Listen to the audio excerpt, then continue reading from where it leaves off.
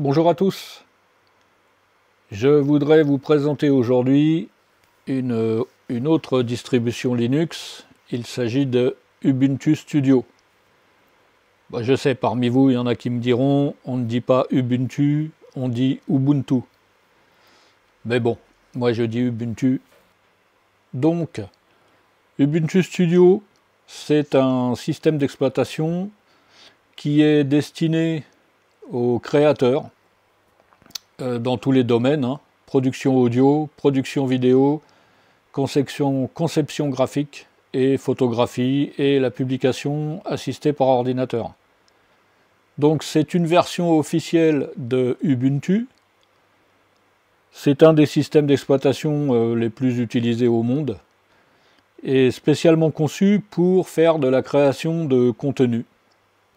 Alors il est installé, enfin il est fourni avec une multitude de logiciels. Il est configuré pour obtenir des performances optimales.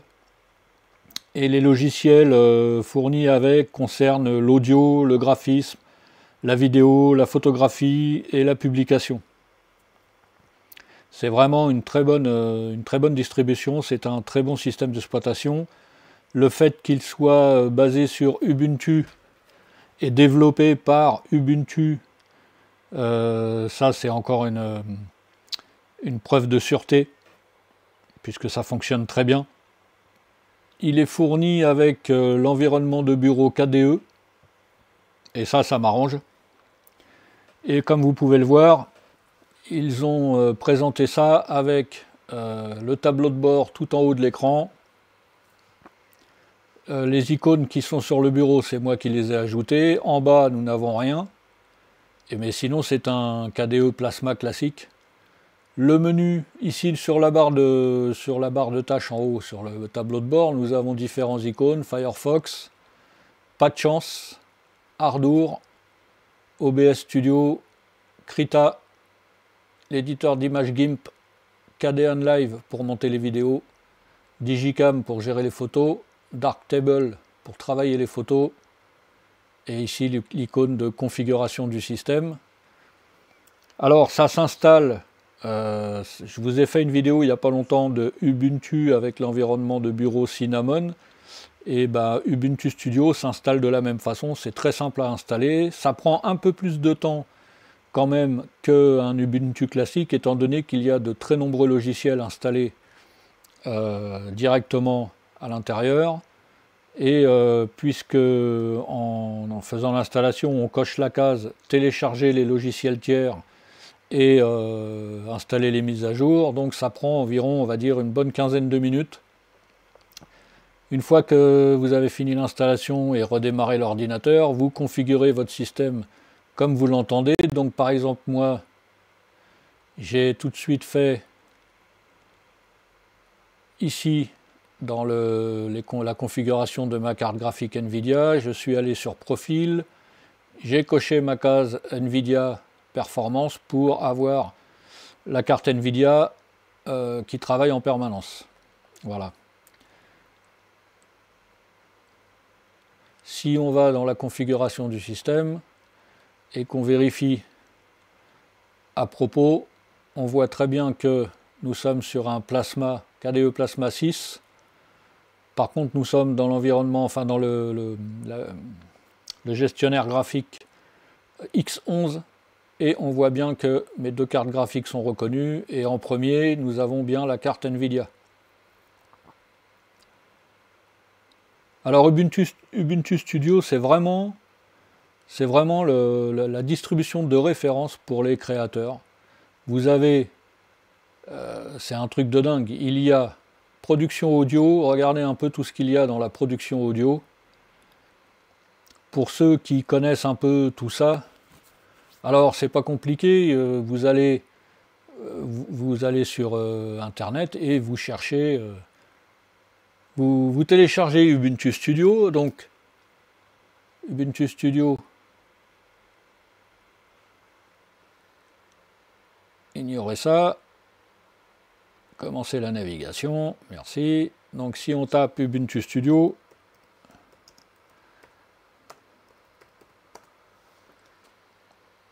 On accepte. Ubuntu Studio. Vous allez arriver sur le site officiel. Donc vous voyez l'animation qui est là, ça vous rappelle bien tout ce qu'on peut faire avec Ubuntu Studio. Ici nous avons une caméra, un micro, une guitare électrique. On peut faire du dessin avec des tablettes graphiques. On peut vraiment créer ici, gérer l'audio. On peut connecter sur Ubuntu Studio avec, il y a un système qui s'appelle Jack qui permet de connecter de nombreux matériels en USB qui sont plug and play. Et en théorie, l'ordinateur les reconnaîtra, vous pourrez travailler avec. Et ensuite, vous allez sur Download.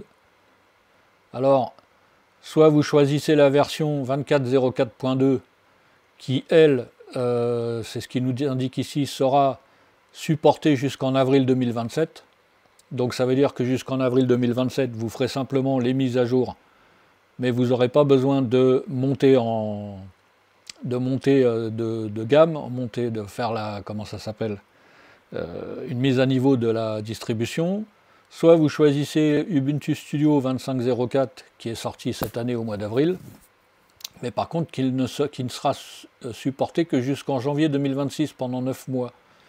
Et puis vous téléchargez, soit avec un torrent, soit en téléchargement direct. Vous le mettez sur une clé USB avec Ventoy, vous démarrez dessus, et ensuite vous allez dans le menu. Et si vous ne savez pas à quoi correspondent chacun des logiciels qui sont déjà installés dedans, vous tapez le nom du logiciel et vous aurez les infos. En théorie, alors si par exemple GuitarX, si je retourne sur Internet et que je tape dans la recherche GuitarX, voilà GuitarX, on va traduire ça en français. Alors, GuitarX est un amplificateur de guitare virtuel pour Linux fonctionnant sur Jack Audio Connection Kit. Il est libre, donc vous pouvez l'utiliser, c'est gratuit, sans problème. Donc en faisant comme ça, vous pouvez avoir les infos sur tous les logiciels qui sont inclus dans cette distribution. Et il y en a une tripotée, hein. Là rien que c'est pour l'audio ici. Audio Utility, dans les effets, les instruments, pour le General MIDI, des mixeurs et contrôleurs de cartes. Et tout ça c'est pour l'audio. Dans le graphisme, si je lance GIMP par exemple,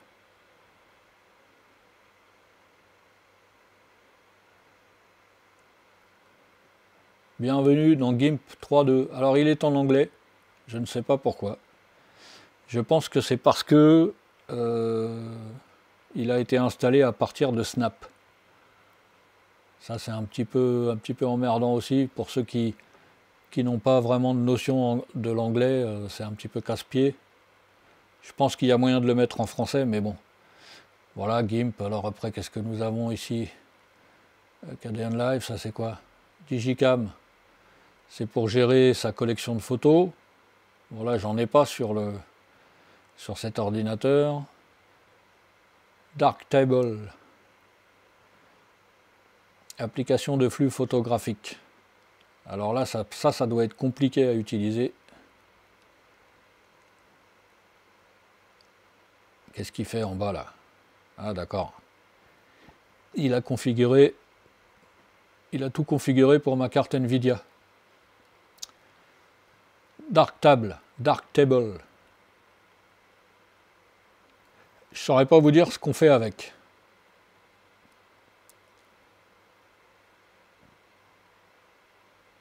Alors qu'est-ce que nous avons d'autre? Bon ben je ne sais pas. Je vais pas lancer les logiciels un par un parce que ça nous fait voir celui-là, c'est quoi?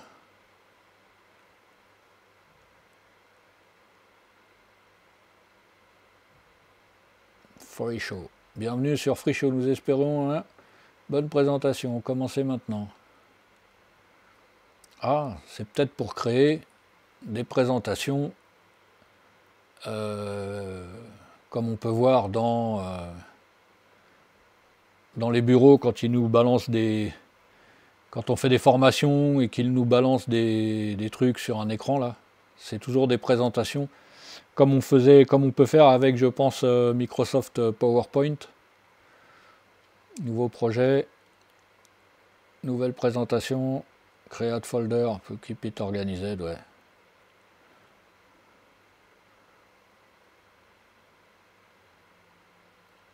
Ah oui, alors il nous dit en anglais ce qu'on doit faire, c'est sympa.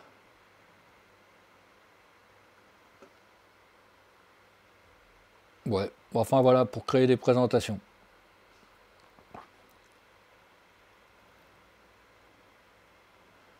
Ici, il enregistre les dernières applications que vous avez utilisées. Et puis le menu. Alors, je trouve le graphisme, enfin la présentation assez sympathique. Moi, je pense que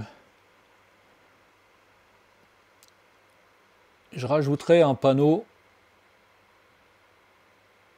un tableau de bord vide.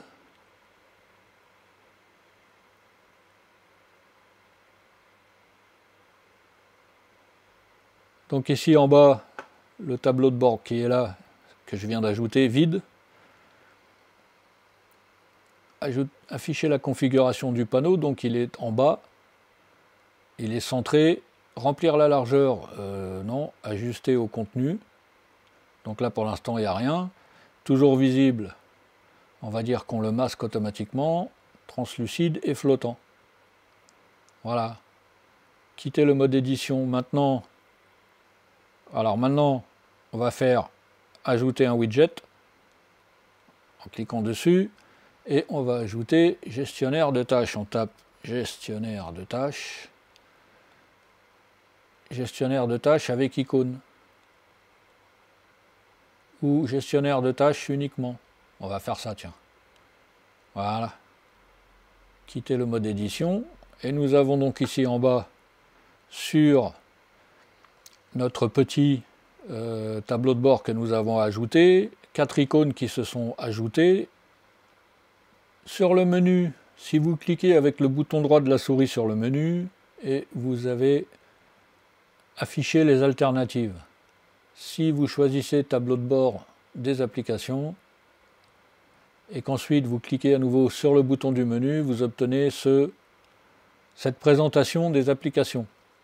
Toutes les applications classées par ordre alphabétique. Sinon, chaque catégorie nous affiche ses icônes.